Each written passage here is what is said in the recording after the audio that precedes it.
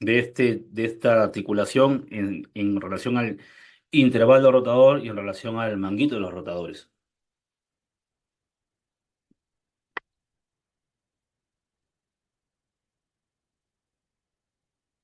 Este es un estudio publicado hace muchos años que prácticamente plantea un algoritmo de cómo puedo yo utilizar la ecografía dentro de las pruebas de diagnóstico por imágenes en un paciente que viene por una sospecha de una patología por dolor de hombro, ¿no es cierto? Ponen un punto de corte de 40 años, ¿no es cierto? Y luego entre ellos empiezan a ver en qué momento puede entrar la ecografía, ¿no? En función a las alteraciones, incluso complementar con resonancia magnética, con artorresonancia, ¿no? O artrotomografía. Eso ya puede haber quedado en el olvido, pero de todas maneras es uno de los protocolos pioneros que se publicó por el consenso de la Sociedad de Radiología americana, así que lo he traído por eso. Entonces, el hombro doloroso se puede clasificar en cuanto a su origen, un 60% que se refiere al manguito rotador y un 40% que no se refiere al manguito rotador. Si el hombro doloroso no se refiere al manguito rotador en un 40%, debo pensar en lesiones de Hill-Sachs, de bíceps y la articulación acromioclavicular. Inestabilidades del bíceps, tendinosis o desgarro, ¿no es cierto? Es decir, esto es lo que vamos a conversar ahora. O sea, vamos a hablar hombro doloroso, no rotador, y nos vamos a centrar básicamente en el bíceps. Y cuando hablemos de hombro doloroso, del manguito rotador, obviamente nos referimos a desgarros parciales, desgarros completos, bursitis y tendinosis, básicamente. Aquí también podemos hablar de los cuerpos libres en la parte no rotador. Entonces, eso más o menos involucra, ¿no?, la etiología de un hombro doloroso. ¿Ok?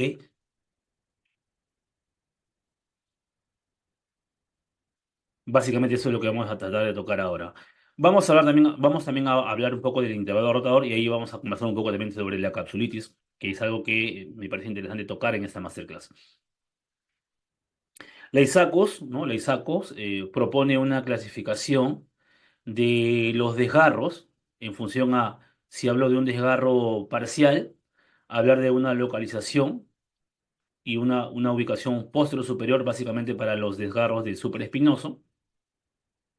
Y el desgarro parcial puede tener una extensión de más del 50% o menos del 50% y o puede involucrar la parte articular, la parte bursal o la parte intersticial.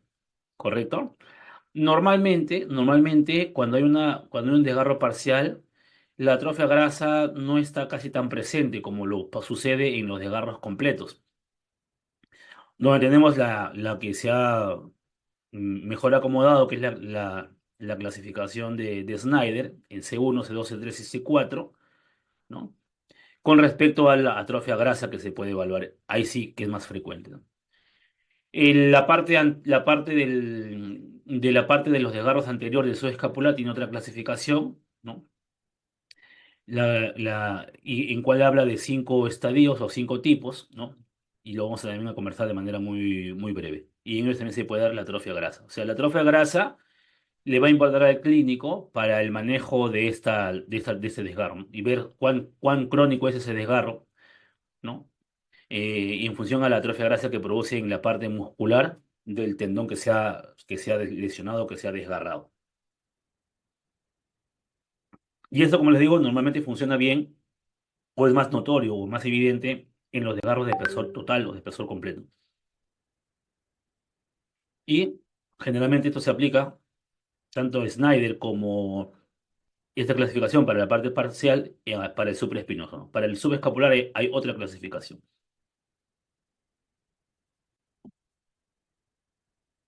Y esto de acá funciona para el supra y para el infra, básicamente, ¿no? La atrofia muscular. Entonces, los desgarros parciales pueden ser bursales, pueden ser intrasustancia o pueden ser articulares. Bursales, porque van a estar en comunicación o en contacto con la bursa subacromial subdeltoidea. Intrasustancia, porque no van a estar ni en la parte bursal ni en la parte articular, sino en el centro. Y articulares en la parte cerca al hueso. Obviamente pueden haber combinaciones. Si están los tres al mismo lugar, ya será un desgarro de espesor completo. Ahora, una vez que yo clasifiqué en cuanto a la ubicación, puedo también hablar del grado de desgarro, ¿no es cierto? Desgarro para ser grado uno es cuando el grosor del desgarro es menos de 3 milímetros, grado 2 cuando es de 3 a 6 milímetros, pero siempre y cuando que no exceda la mitad del grosor del tendón. Y grado 3 es cuando el desgarro parcial es más de 6 milímetros, cuando normalmente está involucrando más de ese grosor del tendón, ¿no? Y la ISACOS lo pone como porcentajes, ¿no? Más de 50% y menos de 50% del grosor del tendón. Entonces aquí podemos ver un ejemplo de desgarros parciales bursales que están cerca a la bolsa subacromial desgarros intrasustancia que no involucran ni la parte ni la parte de la bursa ni la parte de la articulación, acá la parte oscura, aquí también, y la parte de la región articular, donde está pegado a a la articulación, ¿no? Aquí ven, y aquí también ven igual, acá. Entonces tienen tres tipos de desgarros parciales. Y ya luego medirán con respecto al tendón para ver qué grado es, ¿no es cierto? O cuánto porcentaje involucra. Ahí. Bursal, intrasustancia y articular. Entonces aquí pueden ver, por ejemplo, miren, esta es la parte del tendón y aquí pareciera que está roto completamente porque hay una zona de anisotropía. Acá se ve un poco la parte anecoica que está en contacto con la bursa subacromial y siempre se ve mejor en el corte transversal, miren, en el eje corto. Qué bonito se ve involucrando la parte bursal, incluso un poco de intrasustancia. Entonces, si yo acá mido, por ejemplo, yo puedo medir a este nivel, ¿no es cierto? Y hablo del porcentaje de compromiso con respecto al tendón, para hablar si hay un 50% o menos de 50%. Entonces, este es un desgarro parcial del supraespinoso.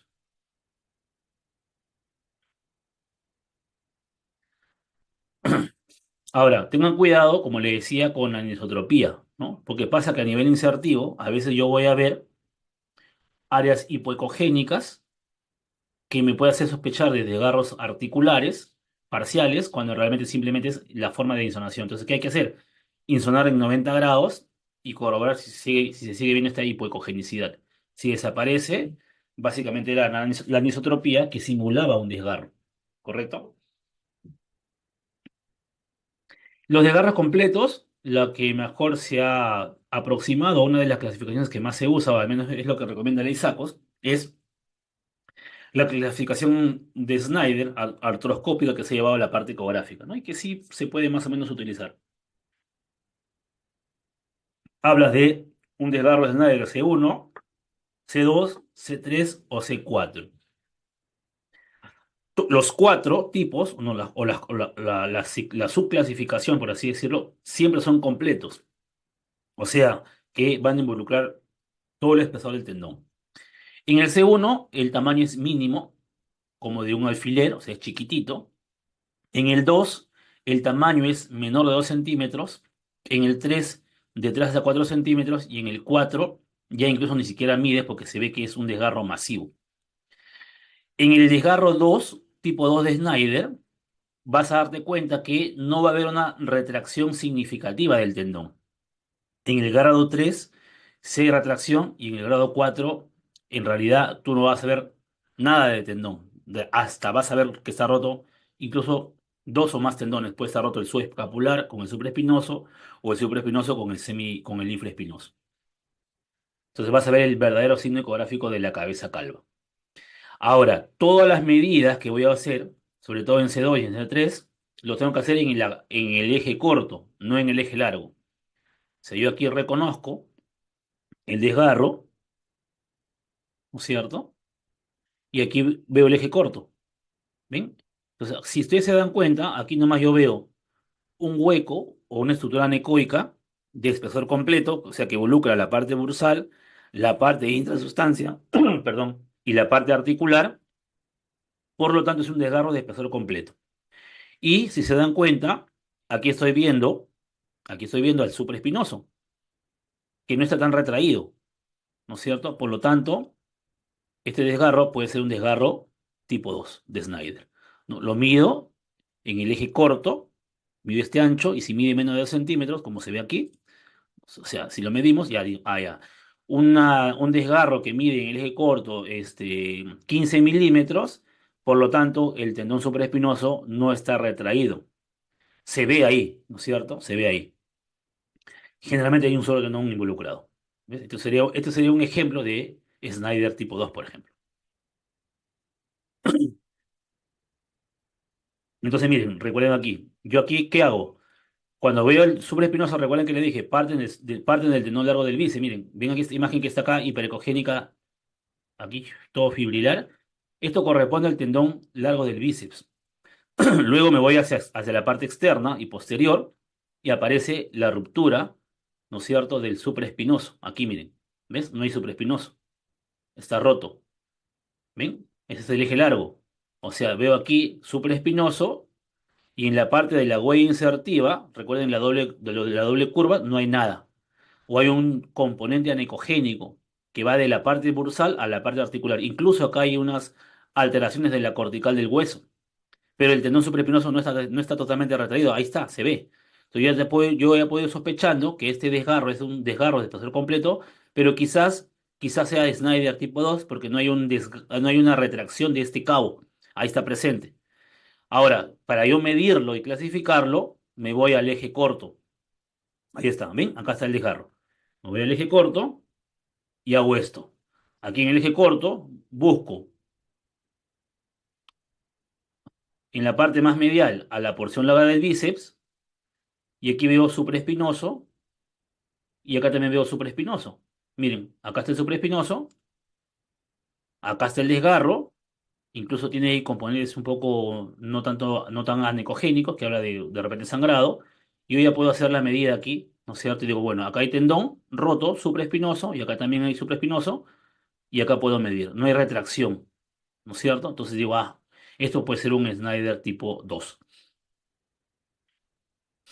Entonces va a haber de esta forma, ¿no? El tipo 1, que es como el espesor de una aguja de alfiler, el tipo 2, ¿no?, que es una distancia en el eje corto de menos de 2 centímetros, el tipo 3 de 3 a 4 centímetros, y en el tipo 4 ya es masivo, donde ves descubierta a la cabeza humeral, ¿no?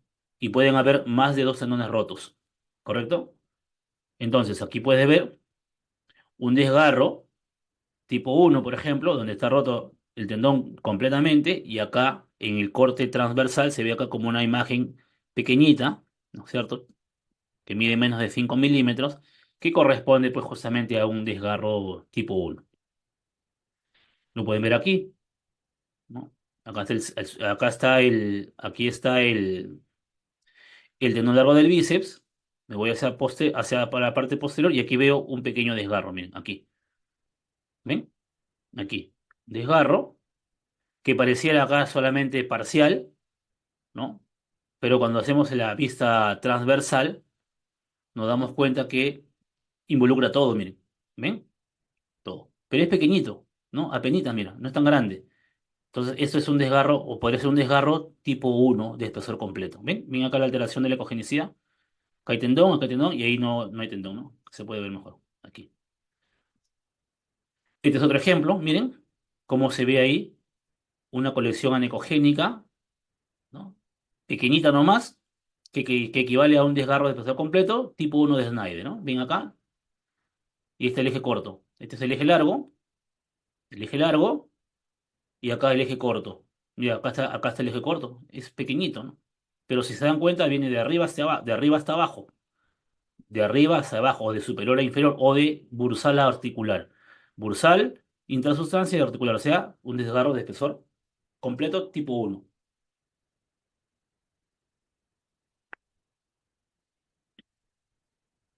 Con respecto al tipo 2, es un poco más grosero, ¿no? Donde ven aquí, la característica principal es que ven una especie de zona anecoica, ¿correcto? Pero al tendón no lo van a ver que está retraído, ¿correcto? Este es el eje largo, acá está el espacio anecogénico completo, y luego van aquí a buscar el eje corto, miren. Y en el eje corto, ya ven que es un desgarro un poco más grande, ¿no? Y acá es el supraespinoso. Y miren cómo ya, esto sí, pues ya no puede ser tipo uno, ¿no? Entonces aquí, incluso aquí pueden ver, cuando van a ver la porción larga del bíceps, pueden ver líquido rodeando la vaina sinovial, porque como si se derramara el líquido en su vaina, ¿no? Este es otro ejemplo. Aquí, miren, supraespinoso,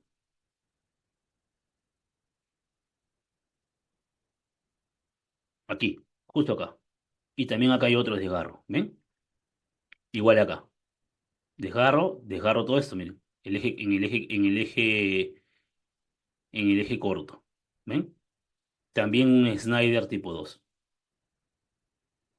Otro ejemplo, que es lo más frecuente en realidad, ¿no? En mi experiencia he visto mucho más tipo 2 y de ahí tipo 3, ¿no? Miren, en el eje corto, en el eje largo, perdón, incluso hay acá alteraciones de la cortical y luego giro 90 grados y veo ahí la ruptura, ¿no es cierto?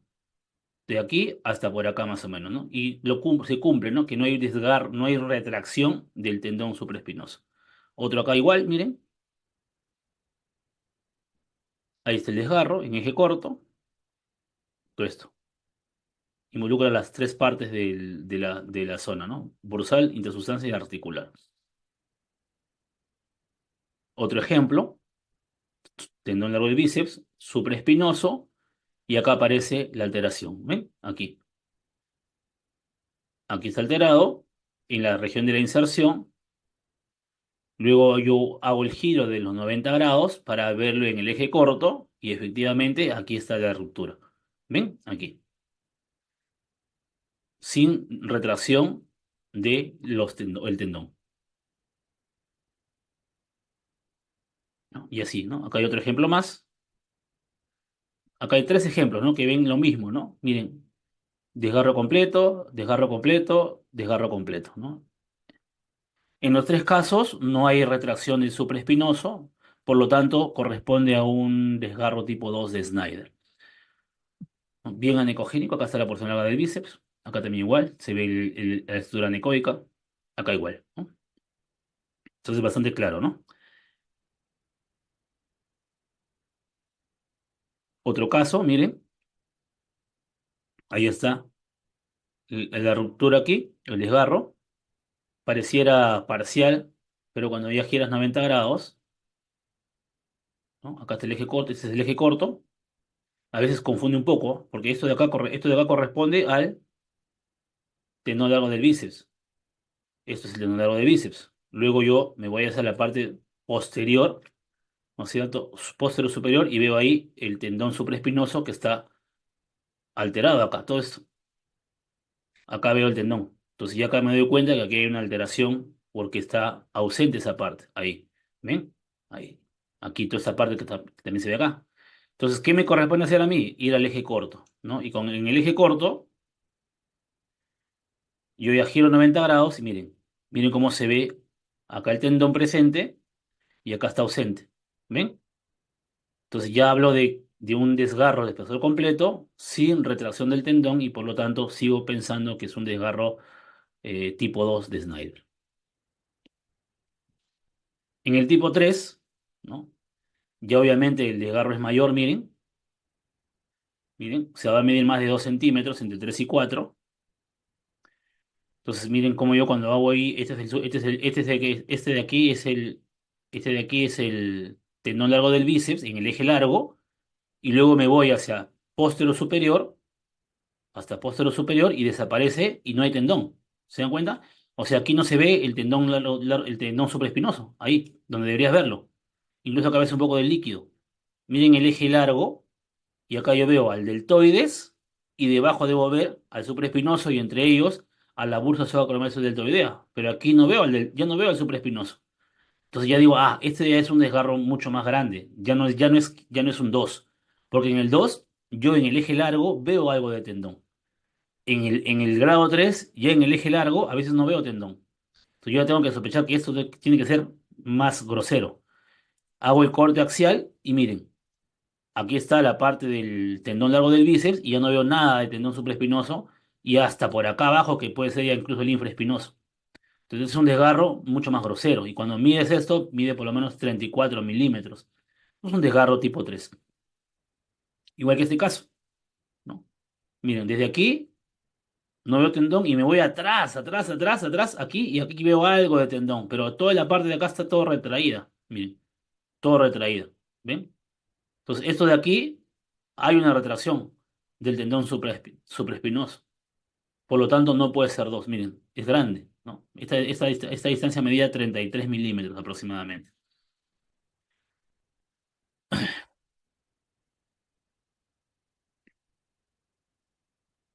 Y en el grado 4 y es mucho más masivo, ¿no? Yo ya no veo nada de tendón, ¿no es cierto? Miren, todo el deltoides está encima, ¿no? Y cuando busco en el eje corto, ya no veo ni por acá subescapular, ni siquiera veo infraespinoso, ¿no? Nada, o sea, está totalmente descubierta la región de la cabeza humeral, ¿no? Lo que se llama el signo ecográfico de la cabeza calva. Y aquí puedo hablar ya de un desgarro de espesor completo, masivo, tipo 4, donde incluye más de un tendón o más de dos tendones. Este es otro caso. Igual, miren, está vacía la parte de la región humeral, acá está el deltoides y acá no hay nada, ¿no? Entonces veo que está libre, lo busco de lado a lado y no encuentro tendón por ninguna parte, ¿no? Entonces yo este es un desgarro masivo, ¿no? Esto es un desgarro tipo 4 de Snyder. Miren cómo se ve ausente, ¿no? La región de la cabeza humeral. Otro ejemplo más, igual, ¿no? Si yo parto de la región más medial, aquí veo, miren, aquí veo el tendón largo del bíceps, ya incluso acá veo líquido, que vendrá a ser líquido probablemente en la bursa subacromial y cuando me voy hacia la parte posterior superior, no veo nada. ¿Ven? No veo nada. Lo sigo hasta la parte de atrás, no veo nada. Y acá tampoco veo nada. Cuando giro 90 grados, ¿no? Cuando hago el giro 90 grados, también veo todo libre. Miren, libre, no hay nada. Me voy de medial a lateral, ¿no? Y no veo ni el subescapular por acá. Aquí algo quiere aparecer, por aquí. Acá veo un líquido que puede ser la bursa subacromial o algo de la bursa subcoracoidea, ¿no? Y acá también no veo nada. ¿Ven? Entonces es un desgarro masivo. Tipo 4 en este caso. Cuando hablamos de los desgarros del manguito rotador, siempre hay que acordarnos de que cuando yo vea líquido en la vaina del bíceps, como este caso, miren, este es el tendón de la vaina del bíceps y ven líquido ahí, ¿no? Líquido. Si ustedes se percatan, el patrón fibrilar del tendón está normal. Por lo tanto, yo no tengo que pensar que cada vez que vea líquido rodeando la vaina del bíceps, yo pienso en tendinosynovitis. Esto puede corresponder simplemente a un desgarro que hubo en un tendón y simplemente la colección de líquido se rellena la cápsula. O incluso puede ser parte de una capsulitis adhesiva, ¿no? Porque recuerden que la vaina del tendón del bíceps es una proyección de la cápsula de la articulación. Entonces, si yo veo que hay una alteración en la cápsula intraarticular, puedo encontrar distendida la vaina del tendón largo del bíceps, como en este caso. ¿Ven? Entonces, más o menos, según Smith en el 2004, el espesor promedio aceptado puede ser 1,4, ¿no? Incluso Kevin Chang publicó en el 2014 y dijo, a ver, el líquido en la porción larga del bíceps siempre va a estar. Puede estar ausente, ¿no es cierto?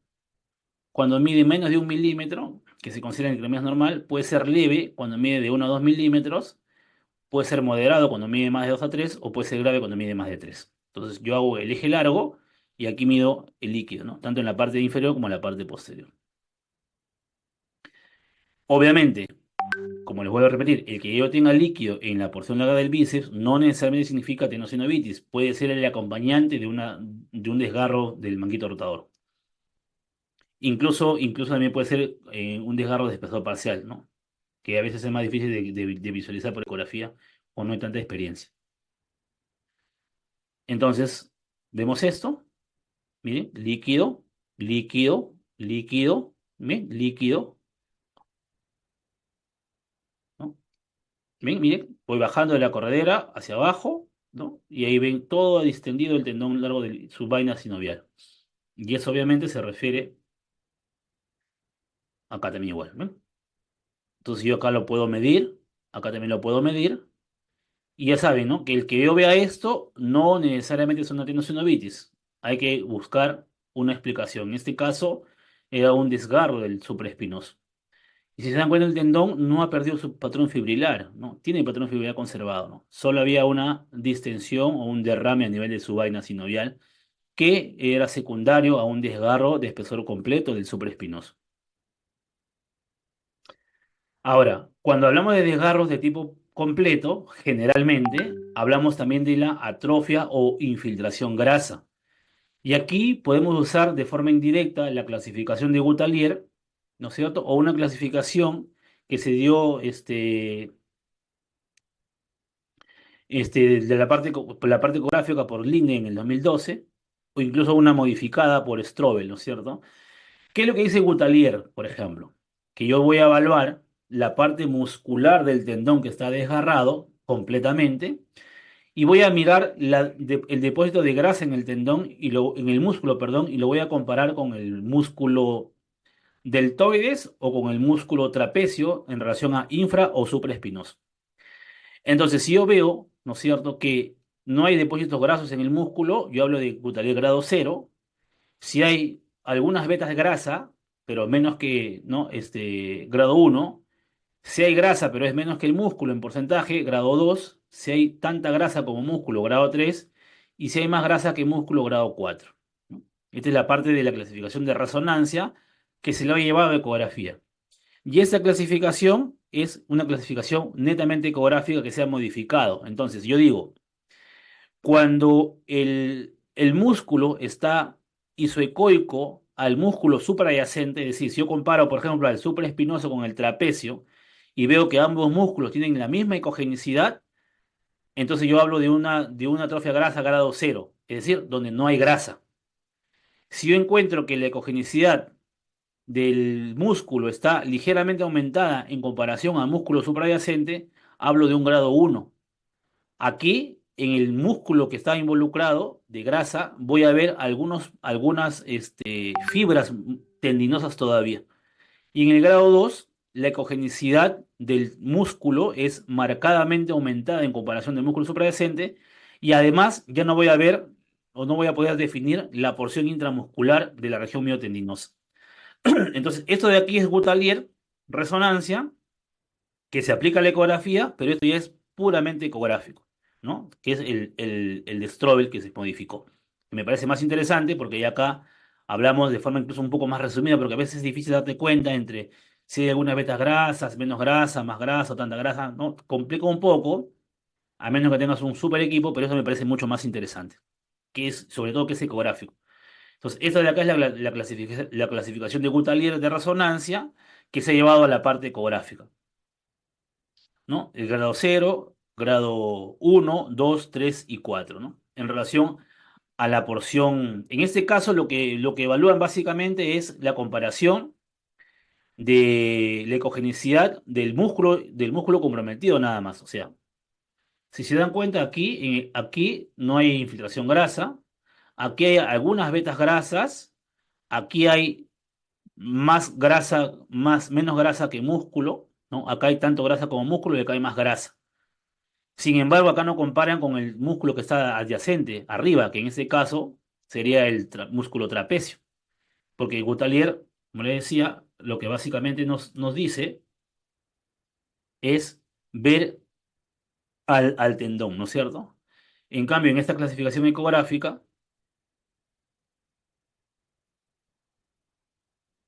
perdón, en esta clasificación ecográfica yo solamente comparo con el músculo suprayacente. Entonces yo acá veo, por ejemplo, en este caso, el tendón del bíceps, al supraespinoso que está desgarrado, miren, completamente, ahí, no se ve, se perdió, ahí se ve una parte, otra vez acá el tendón del bíceps, luego hago el eje corto,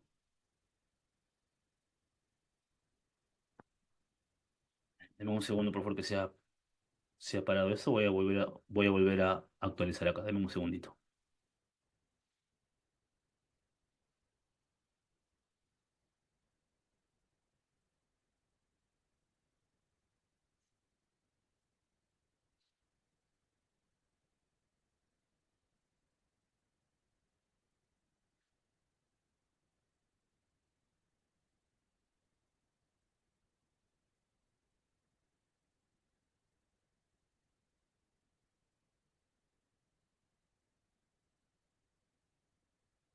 Ya, ahora sí. Entonces, esto ya hemos visto. Acá miren el eje corto y miren cómo está totalmente ausente el tendón supraespinoso, ¿correcto? Entonces hablamos de un desgarro de espesor completo. Y cuando hacemos la comparación para ver la atrofia grasa, nos damos cuenta aquí. Miren, por ejemplo, el lado sano. El músculo, ¿no es cierto? Y el músculo, el trapecio y el supraespinoso tienen casi la misma ecogenicidad.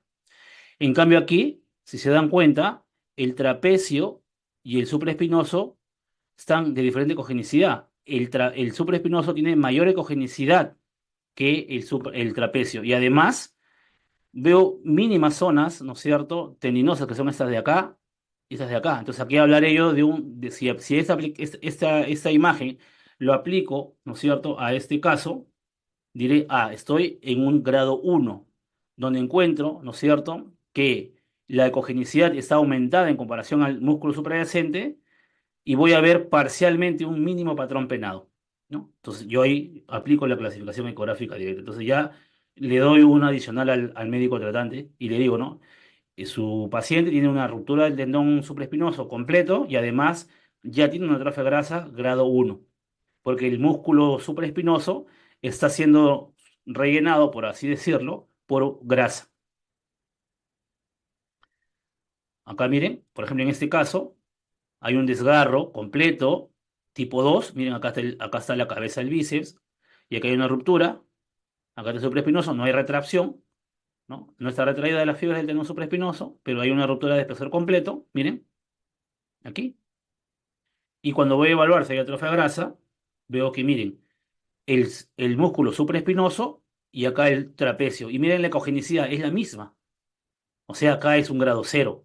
Miren cómo se ve la parte muscular y la parte hiperecogénica que viene a ser la parte tendinosa. Y la ecogenicidad de este músculo es igual al músculo que está encima. Entonces, este sería una ruptura de espesor completo tipo 2, pero sin atrofia grasa o del tendón supraespinoso, ¿no? En este caso en el músculo. En cambio, en el subescapular, los desgarros son diferentes. Se usa la clasificación de la FOS, ¿no? Donde hablan del tipo 1 al tipo 5. En el grado cero es un tendón subescapular normal. En el grado uno, la lesión afecta a menos del cuarto superior del tendón del subescapular en dirección craneocaudal. En el grado 2 la lesión es más del 25%. En el grado 3 hay un desprendimiento completo del grosor del tendón subescapular. Y en el grado 4 y 5, además de esto, vas a encontrar ya las infiltraciones grasas, 1 a 3 o 4 a 5 según Gutalier. ¿Correcto?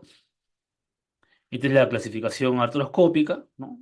En cuanto a las lesiones del subescapular. Y aquí podemos ver algunos ejemplos, ¿no? Por ejemplo, en una ruptura completa, ¿no? En este caso, si ustedes ven la clasificación, podemos hablar de un grado 5, grado 4, ¿no? En relación básicamente a si hay o no atrofia grasa, ¿no?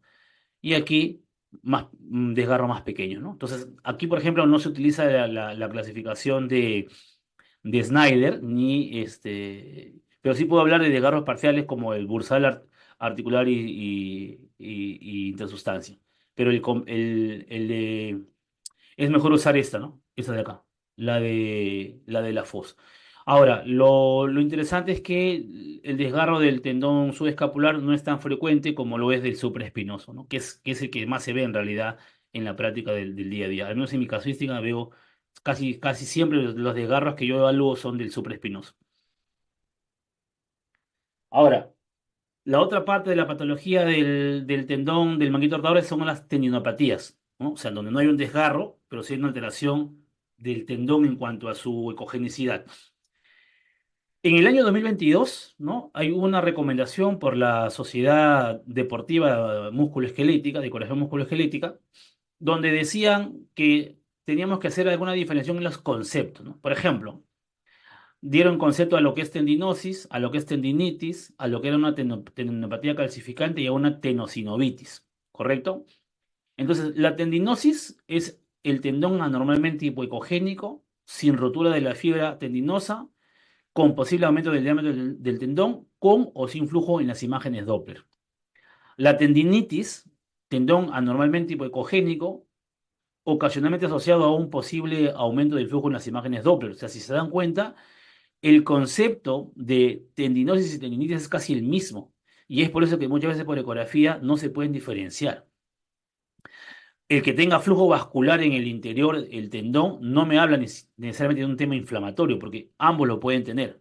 Incluso, por eso que algunos autores dicen, no, lo que pasa es que una tendinopatía del manguito rotador o una tendinopatía en general, muchas veces hay una etiología que es mixta, es decir, hay un proceso degenerativo y hay un proceso inflamatorio. Por lo tanto, ecográficamente hablando, a veces no se pueden diferenciar de forma categórica. Los hallazgos son muy parecidos. Sin embargo, en la tendinopatía calcificante, la cosa sí cambia un poco porque hablamos de, por ejemplo, la hidroxiapatita cálcica, que aparece como un foco hiperecogénico, que puede ser globular, que puede ser bien definido y que puede producir sombra acústica de forma variable. Ahora, cuando las calcificaciones son pequeñas, ¿no es cierto?, puntiformes o lineales, también pueden deberse a una enfermedad por depósito de pirofosfato de calcio deshidratado o poniendo una ecogenicidad morfa con sombreado variable, se pueden ver también en la deposición de uratos de monosódico de la gota. Entonces, eso, por ejemplo, le recomiendan los reumatólogos para poder diferenciar. Obviamente hay más signos ecográficos que escapan a esta masterclass. Y en la tendinosis, recuerden que va a haber una distensión de la vaina, en este caso, en la vaina, por ejemplo, del tendón del bíceps, y además, miren, va a haber una ecogenicidad, ¿no es cierto?, variable del tendón. Puedes encontrar hipertrofia sinovial o no, y al Doppler vas a encontrar algunas veces aumento del flujo vascular. Entonces, si tú estás pensando en una tenosinovitis, por ejemplo, del tendón largo del bíceps, tienes que agregarle o tratar de agregarle más hallazgos. Ponle el Doppler, mira la apariencia de ese tendón, donde normalmente va a perder su apariencia fibrilar y se va a ver más hipoecogénico. Y algunas veces la distensión de la vaina no solamente es anecoica, sino que puedes encontrar signos de hipertrofia sinovial. Y eso te va a hacer que te orientes más por una tendinosis que por que simplemente al ver líquido en la vaina tendinosa, ¿no? Entonces aquí pueden ver una imagen de una tendinopatía. Y miren al tendón supraespinoso. Está hipoecogénico, está un poco aumentado de espesor y ha perdido completamente su patrón fibrilar, ¿no? Si a esto le pongo Doppler y encuentro Doppler ausente, puede quedar como una tendinosis, ¿no? Si le encuentro flujo vascular presente, y algunos pueden empezar tendinitis. Por eso que es mejor decir tendinopatía del supraespinoso, ¿no? Ahora, si vas a hablar de tendinosis, puedes hablar de tendinosis crónica o tendinosis aguda. La crónica es cuando está hipoecogénico y algunas veces hablan que está con flujo vascular ausente. No es tan sencillo demostrar el flujo Doppler en la articulación de hombro porque el tendón está un poco lejos. Y recuerden que va a depender, una vez más, de tu capacidad que tiene tu equipo para discriminar el Doppler dentro del tendón. Así que a veces pasa que no ves el flujo, no porque no tenga flujo, sino porque el equipo ya no te rinde, ¿no? Entonces, eso también es algo que tienen que tener en cuenta. Entonces, cuando hablamos de tendinopatía del manguito rotador, tenemos tendinosis y tenemos tendinopatía calcificante. Algunas veces la tendinosis con la tendinitis van a coexistir. Entonces, una tendinosis generalmente va a generar una pérdida de ecogenicidad y un patrón fibrilar y puede estar con un aumento de espesor o no. Y puede encontrar acá una tendinopatía calcificante, ¿no? Entonces, ¿qué es lo que va a suceder? Un proceso degenerativo por un sobreuso, por ejemplo, va a generar, ¿no?, que este tendón empiece o termine por lesionarse. Es más frecuente también la tendinosis en el supraespinoso. Entonces, aquí pueden apreciar, miren, el tendón que está oscuro y que ha perdido su patrón fibrilar. Acá, de la misma manera, el largo del bíceps y acá el supraespinoso. ¿Ven? Ha perdido el patrón fibrilar y acá igual. Largo del bíceps, supraespinoso. En los tres casos veo un tendón hipoecogénico con pérdida del patrón fibrilar, ¿correcto?, en relación con una tendinosis. A veces eso se da simplemente por la edad. Un paciente longevo de 70 años, por ejemplo, ya vas a encontrar un tendón con tendinosis por la misma edad, por un proceso degenerativo.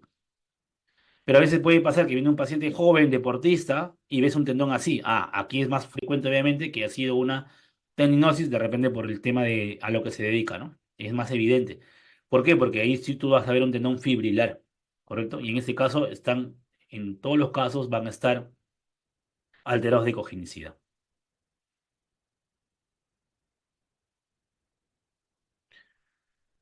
Bien aquí, el tendón supraespinoso, totalmente hipoecogénico, aumentado de espesor, con pérdida del patrón fibrilar. Miren, no se ve las fibras hiperecogénicas como deben verse. Totalmente hipocogénico. Aquí igual, la porción larga del bíceps, que se ve acá, miren, la porción larga del bíceps, me voy hacia la región supero posterior y veo el tendón supraespinoso que está hipoecogénico, ¿no es cierto? Y que ha perdido el patrón fibrilar. En este caso, no tan notorio como acá. Acá está totalmente difuso, ¿no? Acá es por partes, pero igual, en los dos casos hablamos de una tendinosis, ¿no? El paciente generalmente tiene dolor, ¿no? Y tiene un poco de limitación para hacer los movimientos de abducción, ¿no? A veces en pacientes adultos mayores no hay ni siquiera clínica, ¿no? Porque tienen un umbral de dolor mucho más alto, pero el tendón se ve totalmente alterado en relación a la ecogenicidad, ¿no? Entonces hablamos de una tendinosis. La tendinopatía calcificante se ha clasificado en tipo uno, tipo 2 y tipo 3, o tipo 2 y tipo 3 en relación a dura, intermedia y blanda, que no tiene tanto una connotación clínica, quizás para los reumatólogos sí tenga una ayuda, pero en realidad es básicamente para entender de que el que tenga una calcificación y no te produzca sombra acústica posterior no significa que no sea una tendinopatía calcificante, ¿correcto? Entonces, en este caso se supone o se asume que la hipótesis es que se debe a una baja cantidad de oxígeno dentro de los tendones, lo que va a conducir a un cambio histológico, a una metaplasia fibrocartilaginosa, es decir, al cambio de tenocitos a condrocitos, y esta última línea celular produce pues una matriz cartilaginosa que se ve o que se calcifica progresivamente. Entonces, cuando yo veo una calcificación dentro del tendón con sombra posterior, digo, ah, es una tendinopatía calcificante tipo uno, porque es una calcificación dura. Si veo que la sombra no es tan categórica, ah, hablo de intermedia. Y cuando no veo sombra, hablo de una clasificación blanda. O sea, puedo hablar, si quiero, lo puedo subclasificar a la tendinopatía calcificante en estos tres subtipos. No es algo que sea obligatorio, pero podría darle un poco más de peso a tu reporte ecográfico. Entonces, miren acá. Es un paciente que mostró acá una calcificación pequeñita que no se vio en otro examen que le hicieron y tenía un dolor un poco extraño. Y acá encontramos una hiperecogenicidad que no te muestra sombra acústica posterior de manera tan notoria, ¿no? Que podría ser, ¿no es cierto?, una tendinopatía tipo 2 o incluso para otros podría ser tipo 3, ¿no? En relación a si uno ve o no una sombra. Acá por parte se ve y por parte no se ve, ¿no? Lo que es real es que hay una hiperecogenicidad dentro del tendón, lo que corresponde a una tendinopatía calcificante. Este es otro caso, donde sí es más grosero, ¿no? Aquí sí hay varias hiperecogenicidades, ¿no? Y algunas con pequeña sombra, otras no. Entonces acá hablamos también de una tendinopatía cálcica con varios focos hiperecogénicos intrasustancia, ¿no? Miren el supraespinoso cómo está. Ahora aquí podría también estar asociado a una tendinosis y una tendinopatía cálcica que pueden estar coexistiendo. Puede ser válido, ¿no? Pero ya si tú hablas de una tendinopatía cálcica es porque ese tendón no va a estar tanto fibrilar como uno espera. Ya está enfermo. Y la tenosinovitis, como les decía, se refiere ya cuando yo encuentro, ¿no? Además de líquido en la vena sinovial, aumento al Doppler, puedo encontrar que se pierde un poco el patrón fibrilar, se ve el tendón más hipoecogénico, o a veces pasa como esto, ¿no? Que el tendón se bifurca, ¿no? Miren, como si fuera un tendón del bíceps bífido que puede aparecer. Entonces, esto es una tenosinovitis y esto sería un tendón del bíceps bífido, ¿no? Que a veces se ve como dos tendones, que son dos en realidad. No es un desgarro, porque normalmente el desgarro difícilmente es longitudinal, el desgarro es más transversal. Entonces aquí lo que hay es un tendón, por decirlo arriba, y un tendón abajo o están uno al lado del otro, pero están longitudinalmente en su recorrido. En cambio, cuando es un desgarro, cuando es una ruptura, es así, transversal y hay siempre, cuando es completo, hay una retracción de la fibra, ¿no? Aquí se ve, miren, en el esquema, el tendón bífido, ¿correcto? Que no es tendinosis, ¿ah? Es un tendón bífido o un tendón accesorio de la porción larga del bíceps. Ahora, cuando hablamos de las bursitis, recuerden, ¿no es cierto?, que por ejemplo, la bursa subacromial deltoide es grande, miren.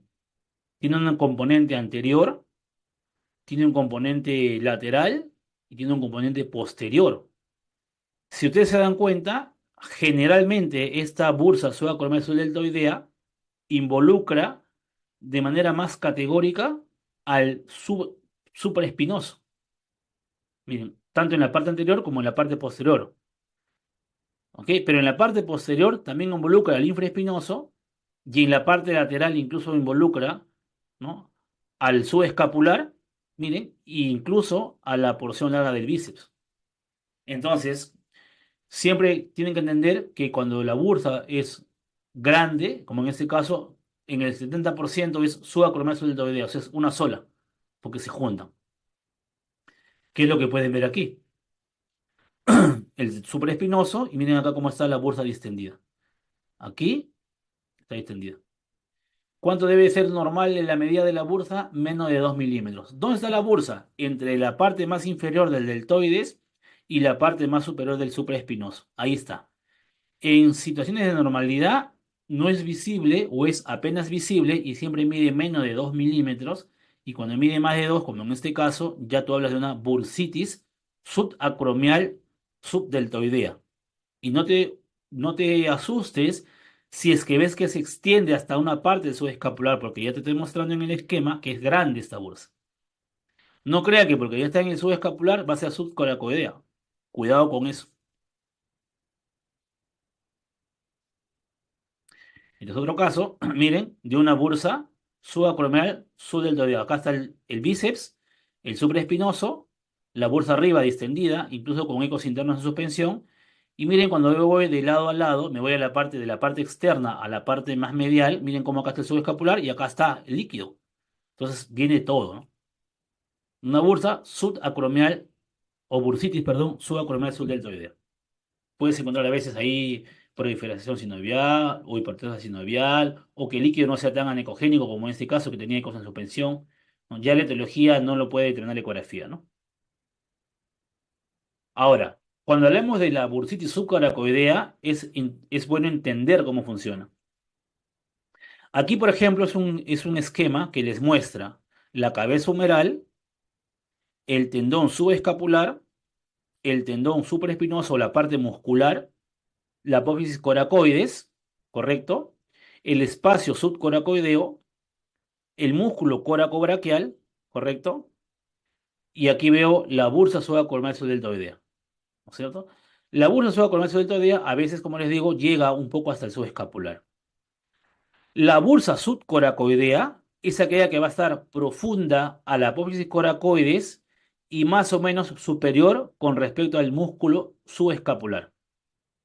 En cambio, la bursa coracoacromial, ¿no es cierto? Que es esta de acá, que es esta que está acá, o perdón, la bursa subcoracoidea, esta que está acá, subcoracoidea, este es el músculo coracobraquial, y la bursa coracobraquial va a estar por delante del subescapular, ¿no es cierto?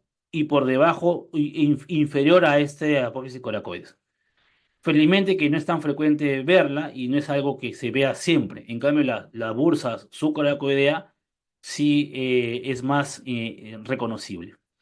Y a veces pasa, ¿no es cierto?, que por debajo del subescapular, aquí, va a haber una especie de otra bursa, que algunos llaman que es la bursa subescapular o el receso superior del subescapular. ¿Por qué? Porque se contacta con la articulación. Y es por eso que hay un debate si es que este espacio que está acá, que no se debe ver en situaciones de normalidad, es en realidad un receso o es una bursa, ¿no? Algunos hablan que es el receso del subescapular, otros hablan que es una bursa. Y a veces, cuando está patológico, se puede fenestrar y se puede unir todo. La bursa subcoracoidea con el receso subescapular e incluso con la bursa subacromial subdeltoidea. En situaciones de anormalidad, obviamente. Entonces, si yo tengo este paciente, y acá tengo al troquín, y aquí tengo a la coracoides, miren cómo acá se infla. Esto podría corresponder, ¿no es cierto?, a una bursa subacolmal subdeltoidea si es que yo veo que la bursa viene desde atrás, o sea, si viene desde el supraespinoso. Pero cuando yo hago el supraespinoso y no veo nada, y en la maniobra dinámica del subescapular veo que de la coracoides aparece una bolita, esta es una bursa subcoracoidea, que está por debajo de la apófisis coracoides o profunda y cefálico, ¿no es cierto?, al subescapular. Entonces, bursa subcoracoidea. Acá igual. ¿Ven? Este es el subescapular y miren cómo aparece en la maniobra dinámica, acá está la coracoides y ahí aparece la distensión. A veces se ve en las maniobras dinámicas, ¿no? Y cuando yo veo esto y veo que es subcoracoideo, voy a la región de la bursa subacolmal deltoidea y ahí no se ve nada, ¿no? Entonces, incluso a veces puede estar hasta pequeñamente tabicada. Son entonces bursas subcoracoideas o bursitis en este caso. ¿Qué pasa con la capsulitis adhesiva? La capsulitis adhesiva es un diagnóstico que normalmente es clínico, pero muchas veces la clínica no es tan categórica. Entonces, la articulación glenohumeral es una articulación esférica entre la cavidad glenoidea de la escápula y la cabeza humeral, ¿correcto? Esta superficie, como es poco profunda, de la cavidad glenoidea y su dimensión relativamente pequeña con respecto a la cabeza humeral, explica el amplio rango de movimiento de esta articulación, pero al mismo tiempo hace que sea intrínsecamente inestable. Y una cápsula suelta y laxa, en forma normal, va a envolver la articulación y permite una gran movilidad de los extremos articulares, en este caso, volviéndolo aparentemente estable intrínsecamente hablando. Esta cápsula se inserta medialmente en la circunferencia de la cavidad glenoidea ósea y lateralmente debajo del cuello anatómico del húmero.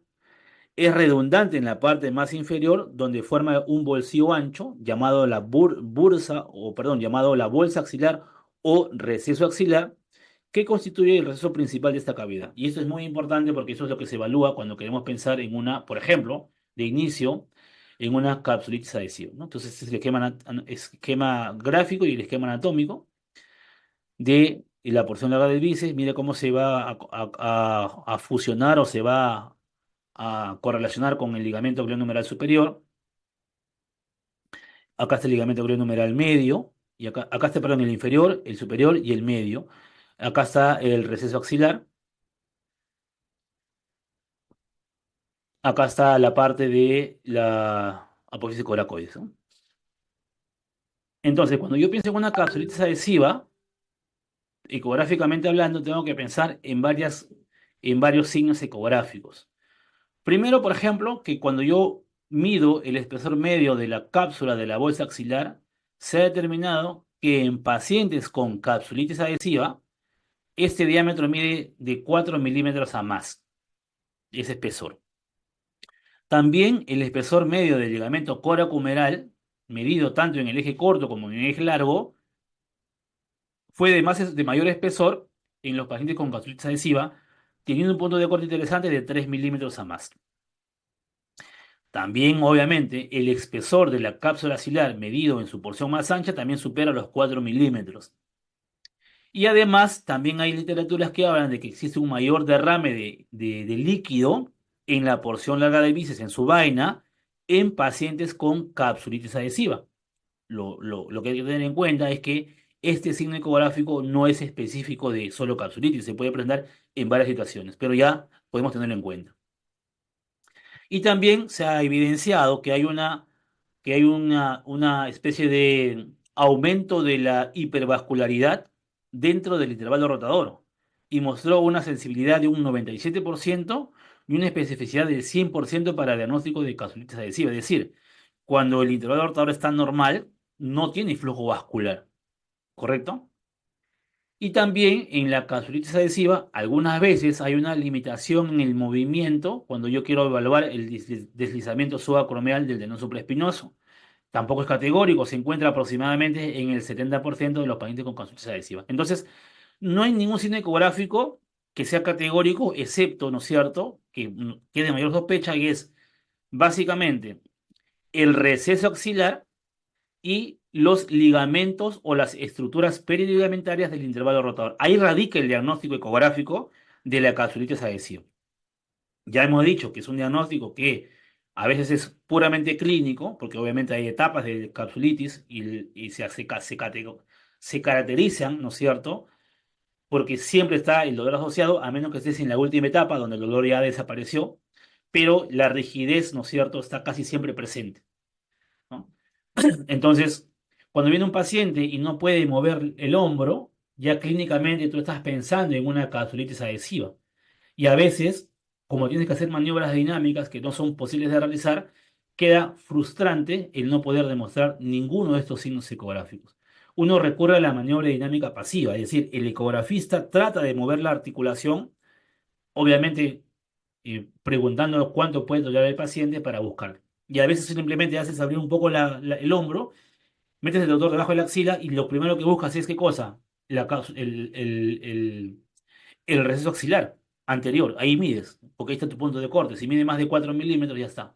Y después puedes ir y mirar con mucho cuidado el intervalo rotador y ver los ligamentos coraco-humeral y el glenohumeral humeral superior. Y ahí te puedes dar cuenta, y dices, tengo lesión en el intervalo rotador y tengo lesión en la articulación, en la bolsa axilar. Listo, ya está. Más un hombro rígido, tengo una alta posibilidad de que sea ante una capsulitis adhesiva. Entonces, yo acá tengo la anatomía de la cabeza humeral.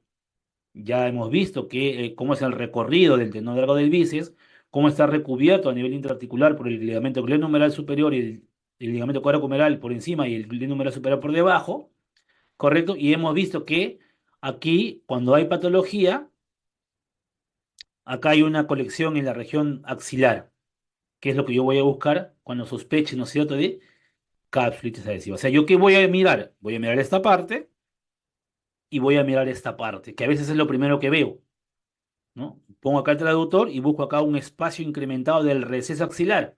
Ya saben que el punto de corte es aproximadamente 4 milímetros a más. Si veo ese único hallazgo, yo ya puedo hacer, entre comillas, el diagnóstico presuntivo, ¿no?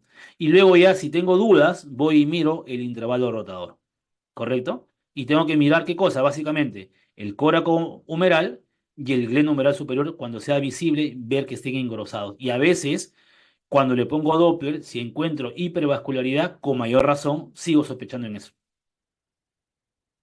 Entonces, aquí les muestro un caso, por ejemplo, de una evaluación de un estudio que se publicó el año pasado, donde te muestran básicamente eso, ¿no? Te muestran el intervalo rotador, te muestran el receso axilar y te muestran acá el ligamento coracohumeral en una vista longitudinal. Entonces, la primera imagen, ¿no es cierto?, va a mostrar la apariencia delgada y fibrilar normal del ligamento coracohumeral, que vendrían a ser las puntas de flecha sin color, eso que está acá hipoecogénico, ¿correcto? Que, que se demuestra conectando con la coracoides aquí y en una posición más profunda respecto al ligamento coracoacromial, que está arriba, que es el hiperecogénico. Entonces, miren cómo se ve aquí la región del ligamento coracohumeral en un paciente normal, ¿ok? Y además también vas a darte cuenta que la grasa, ¿no es cierto?, subcoracoidea se ve también de una apariencia homogénea. Entonces, eso es lo que tú puedes mirar, ¿correcto? Para ir buscando más o menos en sospecha de una capsulitis adhesiva. Luego puedes ir y mirar, ¿no es cierto?, esa imagen que está aquí y ver, obviamente, el ligamento coracohumeral arriba y acá la parte grasa, ¿no?, de la polea del ligamento del tendón largo del bíceps, ¿no?, que corresponde a la grasa y al ligamento glenohumeral superior que está por ahí. Y finalmente, ¿no es cierto?, ir y mirar la región axilar de la cápsula inferior, que son estas puntas de flecha, todo eso que está acá, y obviamente medir este espesor. Si está más de 4 milímetros, yo ya estoy pensando en un aumento de este receso o de la cápsula articular, y estoy pensando en qué, en una capsulitis adhesiva. Ahora, lo malo, entre comillas, de este protocolo es que miren las ondas que se utilizaron. Sondas de alta frecuencia, ¿no? De 5 a 18 MHz. Entonces, ese es el tema, ¿no? Que tengo que tener una sonda muy buena para poder discriminar estas estructuras de forma independiente. Y a veces cuando la sonda tiene no más de 15 MHz, 12, la cosa se complica un poco porque te va a resultar difícil poder definir claramente si lo que estás viendo es o no un ligamento más engrosado, e incluso si puedes ver o no el ligamento.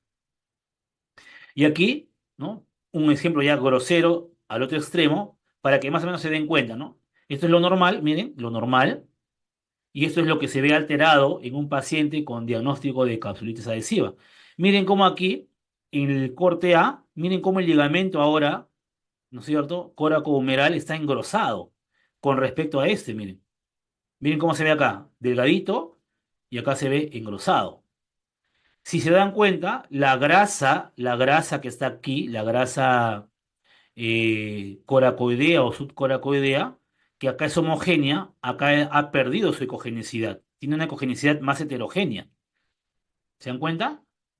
En el corte del eje, en el eje corto, miren cómo las estructuras periligamentarias del intervalo rotador, tanto el coracomeral como la parte grasa y el glenohumeral superior, están también engrosados.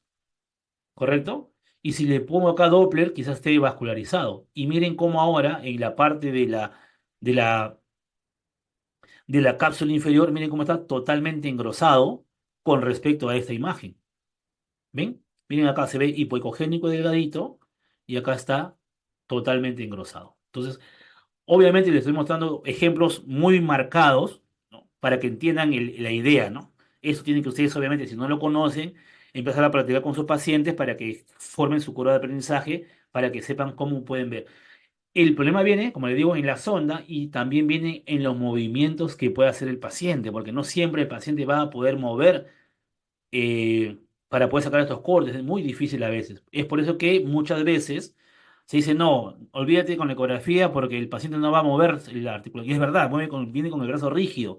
Entonces, los movimientos a veces son muy difíciles de obtener y eso hace que las imágenes ecográficas no sean las que uno necesita. Entonces, hay que tener mucha experiencia en cuanto a colocar la sonda y ponerla en la zona de interés y buscar la estructura. Entonces, tengo que conocer la anatomía, tengo que conocer que la dificultad me va a generar una desventaja y tengo que ver la forma de colocar mi traductor para yo guiar y buscar esa imagen. Entonces, aquí pueden ver, por ejemplo, lo que les decía, ¿no? Yo veo aquí el tendón largo del bíceps en un paciente, entre comillas, que muestra su ligamento coracohumeral engrosado en la parte superior y además se encuentra hipervascularizado. Aquí obviamente hay que setear bien y hay que optimizar bien el Doppler. Hay que bajar el rango dinámico, hay que subir la frecuencia, hay que subir perdón, hay que bajar el rango dinámico, hay que subir la ganancia y hay que bajar la frecuencia para optimizar el Doppler. ¿Correcto? Quitarle los filtros también, para que puedan tratar de identificar y de preferencia utilicen el Power Doppler y no el Doppler color. ¿Ok? Miren cómo se puede colocar el traductor en el receso inferior axilar, ¿no? A veces hasta este movimiento es difícil de hacer, pero miren cómo puedo lograr mirar este espacio. Si yo veo este espacio que está incrementado, ¿no? Acá hay uno anormal y uno normal, y acá hay uno anormal, yo ya me doy cuenta, lo mido nada más y digo, listo. Ese paciente tiene un incremento del espesor del receso axilar o de toda la cápsula axilar inferior y por lo tanto yo ya sospecho de primera instancia en una capsulitis con mayor razón si ese paciente tiene problemas de movimiento, ¿no? Tiene su rigidez. Si tengo dudas, yo puedo ir a buscar esto para complementar, ¿no? Entonces, esta es la punta del iceberg es esto que está acá, ¿no? Pero como le voy a repetir, a veces no es tan sencillo aperturar el brazo del dorso, es muy difícil, ¿no? Este es el estudio que les muestra justamente lo que te decía, el aumento del espesor y a veces dan puntos de corte de 3 milímetros, otros hacen el comparativo y dicen, bueno, si hay un más del 60% con respecto al contralateral en espesor, también se considera aumentada el ligamento coracohumeral o el glenohumeral superior. Otra cosa práctica que me puedo dar cuenta es que yo cuando hago una ecografía en la parte articular, veo como si hubieran dos tendones de la porción larga del bíceps, ¿no? Como si fuera un tendón bífido, pero no, uno es el tendón y otro es el ligamento que está engrosado. Es otra forma de darme cuenta. O sea, el traductor en el intervalo rotador y en vez de ver un solo imagen de tendón brillando, veo como dos imágenes. Bueno, digo, la más anterior o la más superior, debe ser el ligamento coracomeral y sin medirlo, ya yo asumo que está engrosado, ¿no? Y si no lo mido, puedo hacer una evaluación bilateral para corroborar el porcentaje de engrosamiento o simplemente poner como punto de corte 3 milímetros, ¿no? Pero eso puede variar, ¿ah? Es un punto de corte que se acepta, pero en algunos estudios se han encontrado incluso un poco menos del espesor. Por eso que algunos ponen mejor el 60% del contralateral para hablar de que de que el ligamento está engrosado. Entonces, este protocolo me parece interesante, que se publicó el año pasado, y que te dicen más o menos cómo puedes sospechar en un paciente en gastritis adhesiva ayudándole de la ecografía. Lo primero es que viene el paciente, obviamente con el cuadro clínico que puede generar dudas o no, pero que tiene ahí como rigidez, porque la rigidez no solamente es algo que tiene que ser sí o sí gastritis adhesiva, puede ser por otras causas. Entonces, ¿qué hace lo primero? Mides el grosor de la cápsula articular. Si mide 4 milímetros en la bolsa axilar o encuentras una diferencia de grosor del 60% del contralateral, también de la región axilar, si tú encuentras eso, automáticamente tu diagnóstico es capsulitis adhesiva. Si al medir esa cápsula no encuentras que ese espesor estaba incrementado de más de 4 milímetros, te haces la siguiente pregunta. ¿Hay otros signos ecográficos que me sugiera una capsulitis adhesiva, como por ejemplo engrosamiento del ligamento coracomeral, fluido en la vaina del tendón largo del bíceps o cambio en la morfología del intervalo rotador? Si la respuesta es no, ¿no es cierto? Si la respuesta es no, me pregunto, entonces, ¿existen signos ecográficos de otras afecciones que podrían causar síntomas similares? Si la respuesta es no, tengo que pedir una resonancia magnética. Si la respuesta es sí, entonces yo excluyo capsulitis adhesiva y será otra cosa, un desgarro o algo que que no me permita mover esa articulación. Si por el contrario yo encuentro que sí hay signos ecográficos de engrosamiento del ligamento, líquido en la vaina, alteración de la morfología, me vuelvo a preguntar, pero además de estos signos, ¿existen otros signos que podrían simular? Si la respuesta es no, el diagnóstico es capsulitis adhesiva. Y si la respuesta es sí, yo hablo de una capsulitis adhesiva secundaria.